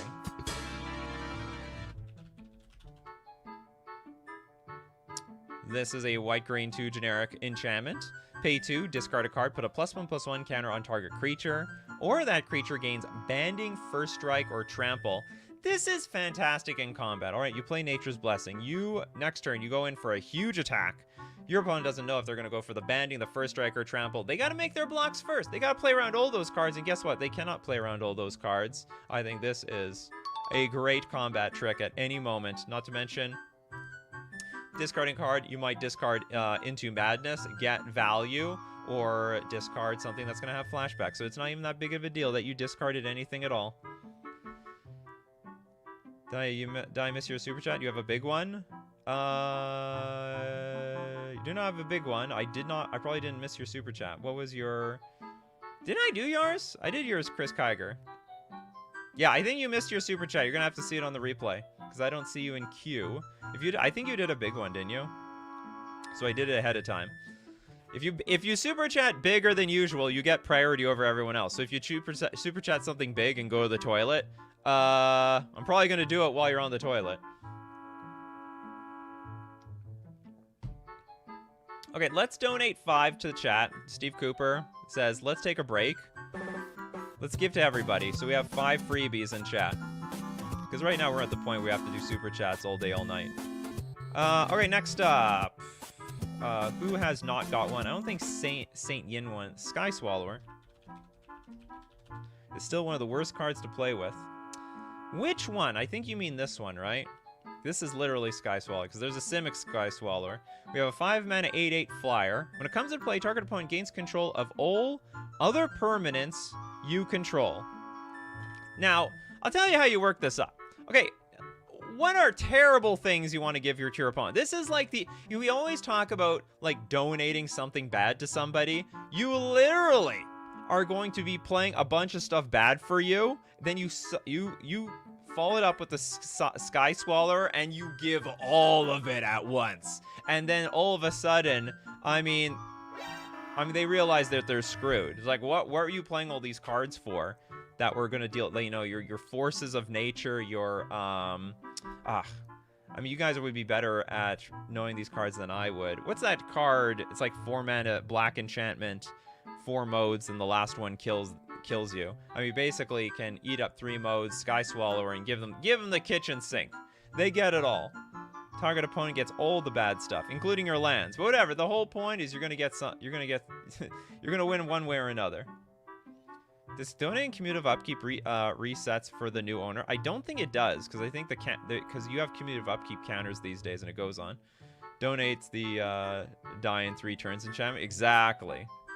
That's how you do it. Yeah, Demonic Pact. Demonic Pact. In addition to other stuff. Now, additionally, I think there's some way that you can get someone to get this. I can't remember how, though. Where you can force your opponent to, like, take the Sky Swallower and you can just, like, steal all their stuff. Or they have to donate it to somebody else. Okay, that was one. We did Razor Boomerang. Hunter with Creepy Doll. Tell me why it's the greatest. To feed my inner bias. Oh yeah, now I realize you guys are giving me these crappy cards that everyone says is garbage, and I'm pumping them up for you. I'm like stroking everybody's ego today. All right, we have a 5-mana 1/1 construct. I mean, it's indestructible. What more do you want? Do you have any idea how hard it is to play with an indestructible creature? And every deck has access to this card. When Creepy Doll deals combat damage to a creature, you do, however, have to flip a coin. If you win the flip, destroy that creature. 50-50 shot that you, like, blow creatures up. Not to mention you play, like, with Krark's Thumb. What are the odds now? Cork's Thumb, I think your odds of winning go up to like 75% because you're going to flip 2 coins, right? So yeah, the odds of you failing are like only 25% for you to like lose both coin flips. 75 chance to blow up their creatures. Amazing card. Charizard is not a bad card. It is just a chaos card. It's a chaos ensues type of card. Mr. Deadhead with Bolduvian Shaman.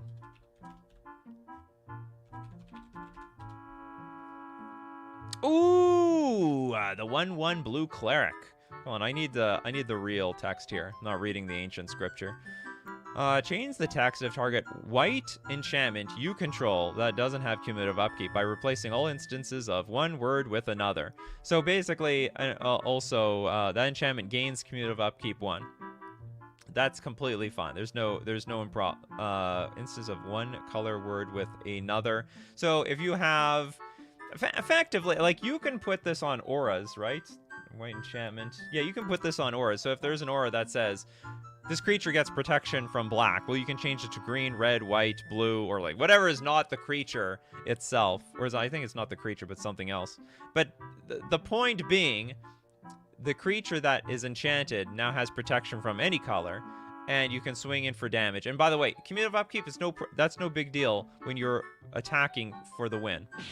That's what's the most important thing over here. What's next? Interdimensional with Canyon. Minotaur. We have a 4-mana 3/3.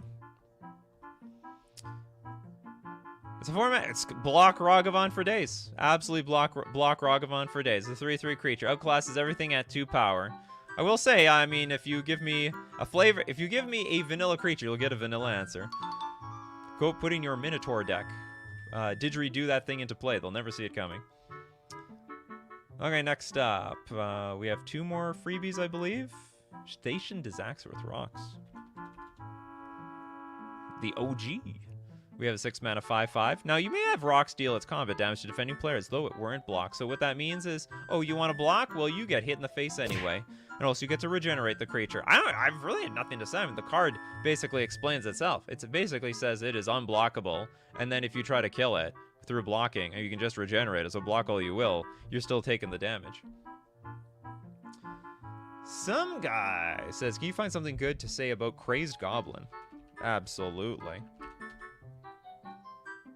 Crazed Goblin is a 1-mana 1/1, and it attacks each turn if able. Let me tell you, the goblins were meant for blocking. They were meant for attacking. That is, if you are in a super aggro goblin, if you need a super low to the ground aggro goblin deck, I mean, you're going to run out of 1/1s at some point. So in your 99 commander deck, you're going to need that Crazed Goblin in there. And the more goblins you have in the game that you can play at a very reduced mana cost, you can sacrifice them to Skirk Prospector to help ramp into your Muxus.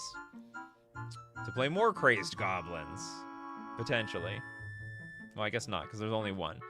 Look, synergy, people. Goblin warriors need more Goblin warriors. Crazed Goblin is great for paying for Fury. Exactly. Exactly. It's a starter pack card. Can be in the end pack as well. I think that was 5. Okay, we'll do one more just in case. I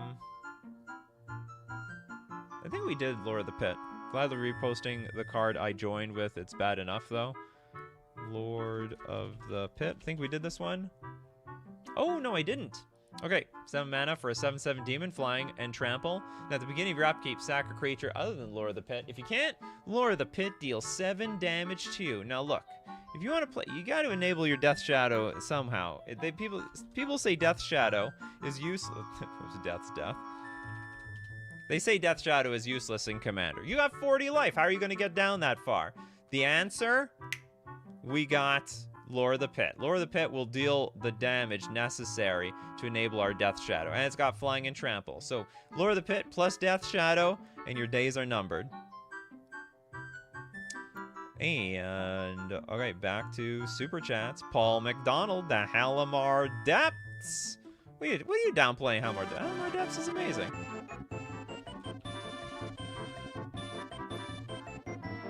It's an ETB. It comes in play tap, but I mean, it's basically a land that you look at the top 3 cards of your library, then you put them back in any order. It adds blue mana. Have you ever, you like Ponder? You like free Ponders? What, you're using your mana every single turn? It's a great turn 1 play, in my opinion, to help set up your further turn plays. If your hand is light on lands, you're going to be really happy to see your Halmar Depths, because it's going to dig that much deeper into your deck in order to find the lands that you need to curve out. Not to mention, you know, we looked at so many cards today about sacrificing lands, bringing them back from the graveyard. This is a pretty good ETB, okay? So if you sacrifice this thing and replay it through Crucible Worlds or, I think there's that green creature that lets you play your lands from your graveyard. Halmar Depths is one of the best targets. All right, it's a perpetual brainstorm and slash ponder, more ponderish than brainstorm in my opinion. Never want to go leave your home. Halmar Depths should be in every blue deck, every single one. Kagan with Endless Swarm. I need way more super chats for days like this. Okay, we got a 8 mana sorcery. Put a 1/1 green snake creature token into play for each card in your hand. It's got epic. So, I mean, you got a lot of cards in hand. I mean, if you're empty-handed, you're going to want to be happy with Endless Swarm because it's going to, I mean, it's not going to be an infinite. Okay, this plus Reliquary Tower, I think this is great. Fantastic card. So you just keep drawing cards, you never discard, and you keep Reliquary Tower, right? There we go. You have no maximum hand size. You play Endless Swarm. People think it's going to end at 7. Nope. It's going to keep going. Okay, I get to 8, I get to 9, I get to 10, get to 11. All of a sudden, they're like, oh my god, I can't deal with these I can't deal with these mother effing snakes on this mother effing plane. Okay? Endless Swarm is a good card. For this game, you can't play spells at the beginning of your upkeep. Also, you can play this in a very lands matter deck. You can just, like, you know, in a deck, I mean, you can still play, you know, Field of the Dead, you can play lands, you can play your Halmar Depths and stuff like that. You still have room to maneuver off of just purely just lands. I think Endless Swarm would be fantastic in that type of deck. Critical Massive Snakes. Well, Balthazar, sorry about that. Leviathan got sniped for sure. We did Leviathan a million years ago. So we're going to donate your super chat to 7 Foot, the Phyrexian Arena. It's pretty bad if it doesn't help. It just hurts. It burns us. You have to make pain into gain, all right? I don't know how many times I have to teach you guys this. 3 mana enchantment. At the beginning of your upkeep, you draw a card and you lose 1 life. What's wrong with that? I mean, you heard of Necropotence? This is literally slow Necropotence. Necropotence is all about spending a life to draw a card. I mean, this is literally the same thing. This is just 1 card per turn. Now, if you can take extra turns, you draw extra cards. I mean, that's thinking on the 5th level. That's big. That's a big brain play over there. But anyway, this is a really good card. I don't even think it should be even mentioned on today's. This is too good for today's show. The card explains itself. Kagan, Pillar Tombs of Aku. You guys make me realize I probably can't do the show again because you're probably gonna all mention the same cards unless I have to give a different explanation every day we do this. Black 2 generic enchant world. During each player's upkeep, that player sacrifices a creature or that player loses 5 life and you bury Pillar Tombs of Aku. Now, you don't do this early. You gotta play this late, all right? You gotta play this later on in the game when everyone's at, like, you know that moment in the game where everyone's at, like, 7, 10, 6 life? They're not paying it, okay? They know the moment they pay it, they're basically completely doomed. It's gonna be incredible danger to their health. So once in the face of that, so this is not an early game play, this is a late game play. You play this and then they just have to sacrifice their creatures. Play aristocrats in your gold. Exactly. Exactly. Prime Jaders, Juju Bubble, we did this one. We will donate Prime Jaders.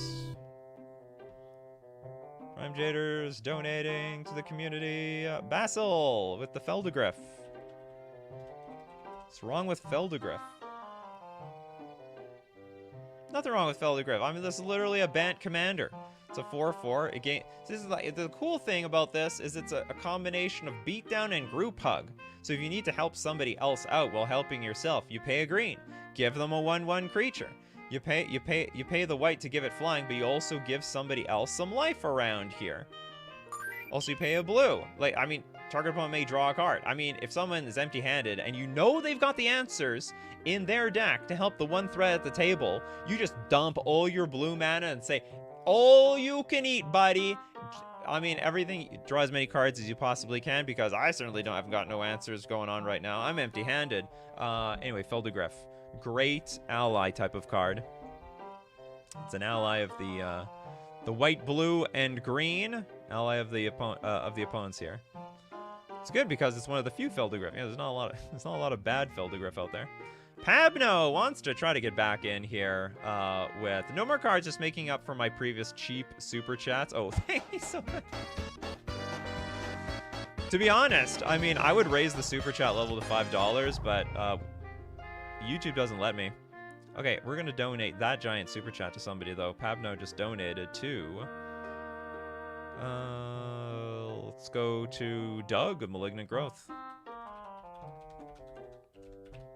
The name of this card is disgusting. The card is also pretty disgusting. We have a blue-green 3 generic enchantment, cumulative upkeep of 1. Now, during her upkeep, put a growth counter on it. During target opponent's draw phase, he or she draws an additional card for each growth counter on Malignant Growth. For each card that opponent draws this way, Malignant Growth deals 1 damage to them. I mean, it's as simple as this. I mean, this is a card that you intend to build an ally with to beat somebody else. Like, you just already had in your mind, all right, let's work together. I'm going to give you the cards. I give you the you defend my attack, because I don't have any way to defend my attack. I'm blue-green, all right? And I didn't put any counter spells in this thing. But I know you got the defense. You cover my back, and we can win this together. And then we'll fight each other in the finals. Politics, people. It's politics. That's how it works around here. Next up, Zarafer. We got Shattuck, Lord of Secrets. Hopefully that hasn't been done. Even though you like him. Shattuck. Ooh, 7 mana. It's in Dimir. I like all those things. Well, maybe not the 7. I like the Dimir part. We have a 5/5 vampire. Flying. If Shattuck, Lord of Secrets, would deal combat damage to a player, instead, put that many +1/+1 counters on Shattuck, and that player puts that many cards on the top of their library into their graveyard. What you can do... I mean, it's a mill card. Now, like, alternatively, what you can do is you can like deal a bunch of damage. Then you can Tishana's Tidebinder the trigger. Hold on, you put instead mill. So you can build this thing up for a while. But I'll tell you what you can do at some point. Tishana's Tidebinder, the ability, so that you can then deal damage. So Tishana's Tidebinder enters the battlefield, and it's going to counter the triggered ability from Shattuck. And it's going to remove all abilities on it. And then that's fine. You just have like this gigantic like 30/30 or something, right? When it deals damage to a player, instead put that many counters on Shattuck and that player. Okay, so it goes from 5 to 10 to 20 to 40. At that point, that's when you bring out the Tishana's Tidebinder. Remove the abilities, and now you're just swinging for an entire 40 damage. Prime Jitters with Jandor's Ring.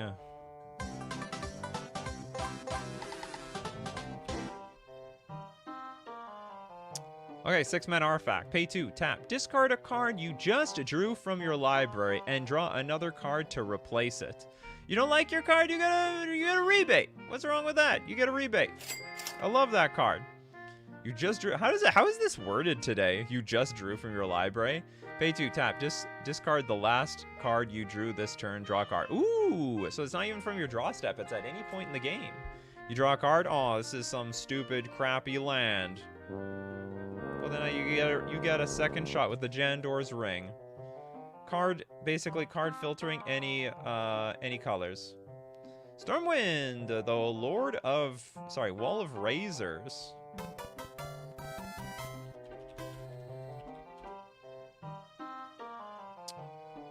Now, Wall of Razors is a 2-mana 4/1 first strike wall. No one's going to attack into this.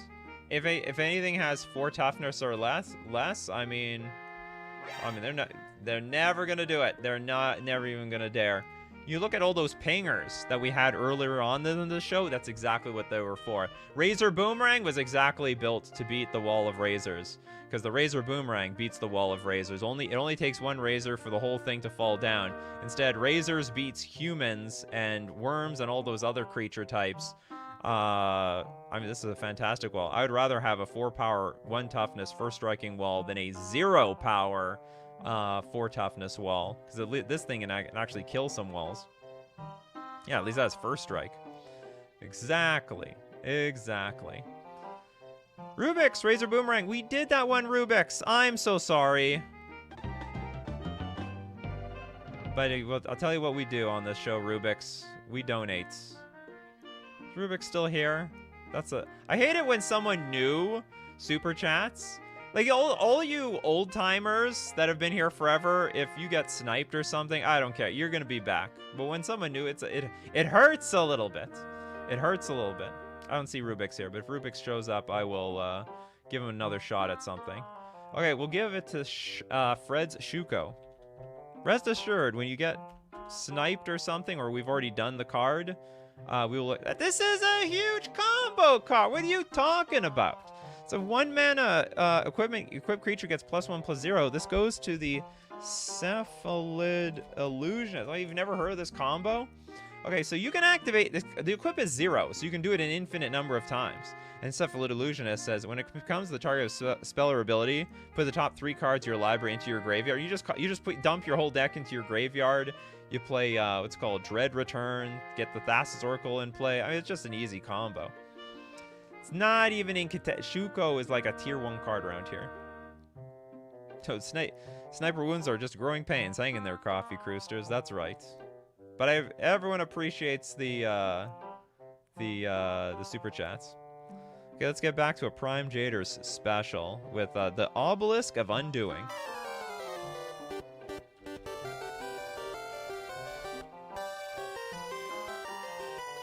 One mana artifact, pay 6, tap, return target permanent you own and control to your hand. Oh, you wanted to attack my you target my permanent with removal? Well, I'm sorry, I'm bouncing that creature, that land, the artifact, that enchantment back to my hand. No way that you're dealing with it like that. Or, I mean, you have to look at it this way. Let's say your commander tax is now at 10, and it's going to go to 12.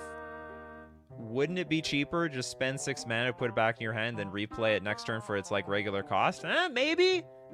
I think it's a good idea. Obelisk of Undoing is going to undo a bit of that commander tax that turn. Pacers fan forever with the fortified area. Quite fortified. All walls you control gain bending and get +1/+0. You have to play this in your Doran deck that is going to have a lot of defenders. And the whole point is you got to have creatures with big butts, and you make those big butts.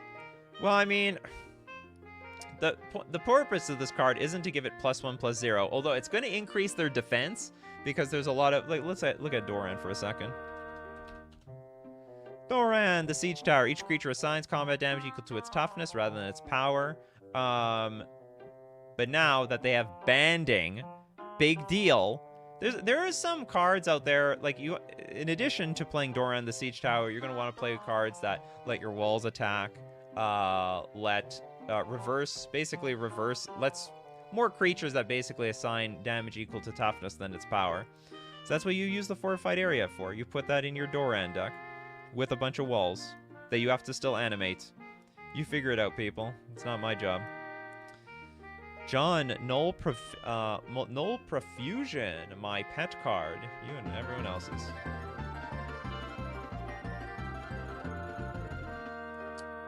Now, this is a 6-mana enchantment. You skip your draw step, but whenever you play a card, you draw a card. I mean, this is like an infinite money machine glitch. And also, if you play a deck that has, like, basically no lands, if, like, lands that are the double-sided cards that are, like, half card, half land, you'll never run out of things to play. And your maximum hand sizes, too. Big deal. You're just going to be playing something every single turn. I think this is a banger card. Skip your draw step for basically infinite card draw. They didn't say you can't stop drawing cards from playing cards. Just make sure that there's like basically 0 lands in your deck. That's the key. That's the key thing here. That's how you make this card work. Okay, another Prime Jaders with Shulkin Brownie. Did we do this one? Oh, we didn't. Shulkin Brownie, Legends card. 2 mana 1/1. It's a fairy. Tap. Remove the bans with other abilities from target creature until end of turn. We looked at this already. We looked at so many cards today that adds bans to creatures.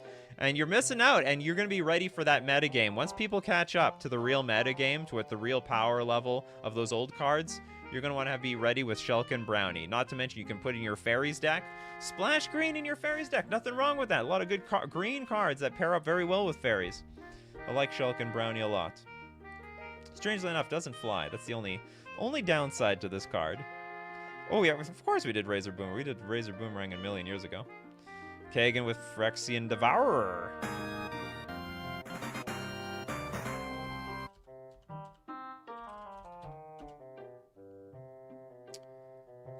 6 mana, 1/1, but when it's power 7 or greater, you have to sacrifice it. Remove the top card of your library from the game.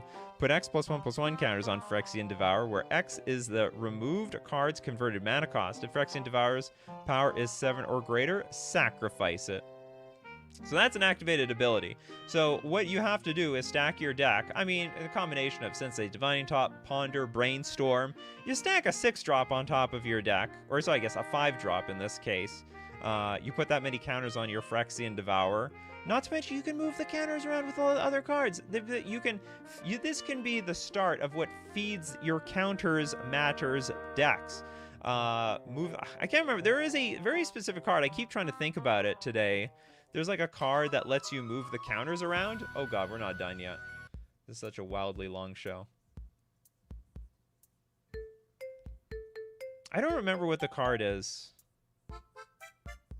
That's okay, we're just going to move on. If you know what the card is that helps move counters from one permanent to another, I would love you to let me know in the comment section below. That'd be quite great.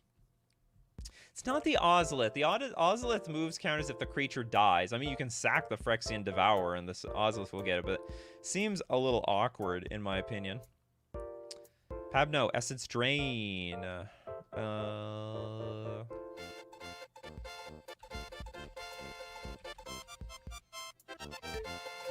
Say 5 mana sorcery, Lightning Bolt, Correction in black. Deals 3 damage to our creature or player, and you gain 3 life. Look, beggars can't be choosers around here. You're mono black. You want a Lightning Helix effect. That's exactly what this is. First you blast them, and then you gain the life. You're not going to regret putting Essence Drain in your deck. It might be sorcery, but it's the best that we got. It's very good for black. Let me put it that way. It's very good for black. It's like, if you want to play mono black burn in Commander, I mean, there's drain life and stuff, but you can't put 4 drain lives in your deck. All right, you got, you know, in burn in other formats, yeah, you got like 4 of the best burn spells, but then you got to play with the 2nd best burn spell and the 3rd best burn spell and the 4th best burn spell. Essence Drain is just part of that package. That's all. Essence Drain is just part of that package. All right, Kagan, with Leovold's Operative.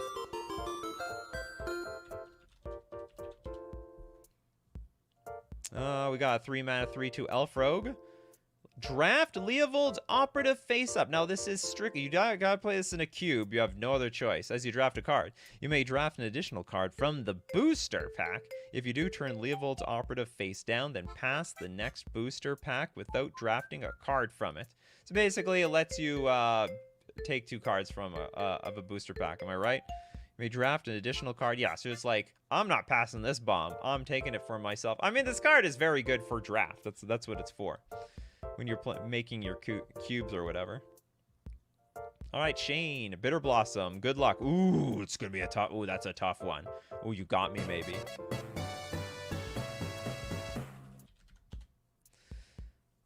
Now, the key to this card... No, this card is terrible in 20 life formats, but in 40 life formats, I mean, life is a resource. You've got to use it. Not to mention, there's not enough fairies in the game to fill your fairy deck. That's why this card is so popular. When you look up fairies, I mean, there's basically nothing, which is very sad because fairy is like a really old creature type. But you go blue-black, and all of a sudden you have enough. Not only that, with Bitter Blossom, if you take infinite turns and give yourself infinite life, you have infinite black fairy tokens to win the game. Next up, Lublin with Aladdin's Lamp. Is there gonna be a moth there? Show me a moth.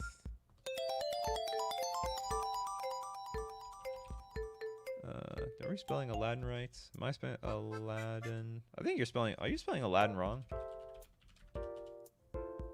No, you're spelling it right. I'm spelling it wrong. I'm an idiot. This is a great card. Well, it's a 10-mana artifact. Big deal. You pay X, tap. Instead of drawing a card from the top of your library, you draw X cards, but choose only one to put into your hand. Shuffle the leftover cards and put them at the bottom of your library. X cannot be 0. You got 10 mana. You can look 10 cards deep. Draw X cards, but choose only one to put into your... Yeah. So basically, it's like a super ponder. I mean, you can go to the bottom of your entire library with this card. You're like... I mean, it's basically a tutor. It's like a tutor every single turn. What else are you going to use with your mana once you have 10 lands in play? A fantastic card. My first rare was Farmstead, says Dog Tanyan. Farmstead, huh? Farmstead. Oh, this amazing card. Can't even read it. That's how amazing it is. It's a land. It's a land. Sorry, enchant land. It's an aura. Enchant land has at the beginning of your upkeep, you can pay double white. If you do, you gain 1 life. I'll tell you how you use this card. You need it for devotion. All right. You have any of your Heliads these days. Let's take Heliad, God of the Sun. You want. As long as your devotion to white is less than 5, Heliad isn't a creature. But now. You have Farmstead, boom, instantly a creature. Also, you can have, this is for like a Heliad Kindred deck. Whenever you gain life, put a +1/+1 counter on target creature or enchantment you control. And that's a whole deal with Farmstead. So you pay your double white, you gain that life. I mean, people were thinking I was joking when I was going to turn this into a good card. No. You gain that life, and then you get to put counters on your creatures. That's fantastic synergy, basically, with all the Heliads out there. I love that card.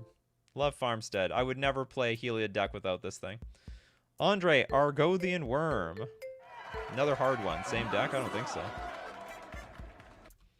Oh, I mean, from the Worm deck? I think this is a better one, right? Because at least it has Trample. It's a 4-mana 6/6 Trampler. Comes into play, any player may sacrifice a land to put Argothian Worm on top of their library. I mean, that's 4 mana for land destruction?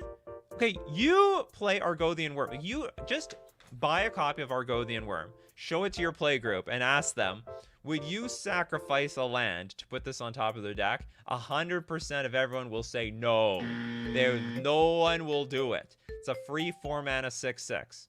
That would be crazy. They would be like, what are you, insane? I would never sacrifice my lands. It's a Pawns All-Star. I mean, really, it's a 4-mana 6/6 Worm in your Worm deck. And if they want to sacrifice their land, by all means, go do it. But you know how people are sensitive about their lands these days. They're so sensitive about their lands. You give them a choice. There's like the 0% chance they ever sack anything. Andre, Phage as a commander. Phage the Untouchable. Yeah, this is the awkward thing. Phage the Untouchable enters the battlefield. If you didn't cast it from your hand, you lose the game. When Phage deals combat damage to a creature, destroy that creature. Can't be regenerated. Now, whenever Phage deals combat damage to a player, that player loses the game. Okay, hold on. There is a way of getting Phage in play. Like, it's really convoluted in black, but it's possible. But I don't know. Does anyone know how to do it? I do not know how to do it because I don't have a Phage the Untouchable deck. There's like, I don't know, like 4 cards that will not make you lose instantly when you like cast Phage the Untouchable. You can't stifle it because you're in mono black. Torp, there we go. Okay, Torp Orb is one way. So you play Torpor Orb, then you gotta sacrifice your... Okay, maybe it was not a convoluted combo. Torpor Orb. Torpor Orb. Creatures entering the battlefield don't cause abilities to trigger. Fantastic. I play my Phage. Enters the battlefield, does not trigger. Now, next, I do have to sacrifice my Torpor Orb. Or do I? No, we don't, actually. Just deal combat damage to a creature. It dies. There we go. 2-card combo right there. Then all of a sudden, your opponents will stare at this thing like, I mean... They were laughing when you brought the Phage the Untouchable deck. They were laughing. And now who's laughing now? It's going to be the Phage Untouchable player. That's exactly right. Ominous. Thank you so much for your super chat. Warping Worm. Did we do that one? Oh, we didn't do Warping Worm. Okay. So Warping Worm is a blue-green 2 generic 1/1 with phasing. Now, during your upkeep, you can pay 4 mana, or Warping Worm phases out. No, that's the thing. I want my Warping Worm to phase out. When Warping Worm phases in, put a +1/+1 counter on it. Now, the whole deal is, if you have it phase out, you need to make some use out of this. Where, like, whether you have an upheaval effect, or bounce the whole board, or blow it all up. You have to build it. You have to put this in a phasing matters deck where everything phases out, and then you do a all scale wide wipe of the board, like kill everything. Obviously, it's not going to be in a Simic deck. You might need to put it in Bant. You might have to put it in Teamer, something to that effect. But make no mistake, you want it to keep phasing in and out. You're going to go in the long game, and as long as the game keeps going longer, it keeps getting bigger. And as bigger as it gets, you will not regret. We do Alabaster Leech. Sorry about that, Drew. Did that one quite a while ago. Okay, T-Spin trying to get Soaring Drake on here for forever. Soaring Drake, T-Spin, sorry. T-Spin showing up super late here. Soaring Drake. It's a 3-mana 2/3 with flying. Blocks Ragavan for days. It's got 3 toughness, protection from shock. It can soak up a shock. If your opponent doesn't have Delirium, it will also soak up an Unholy Heat. 3 toughness is a lot of toughness these days. I like Soaring Drake. Okay, next up, a Bryce with Overburden.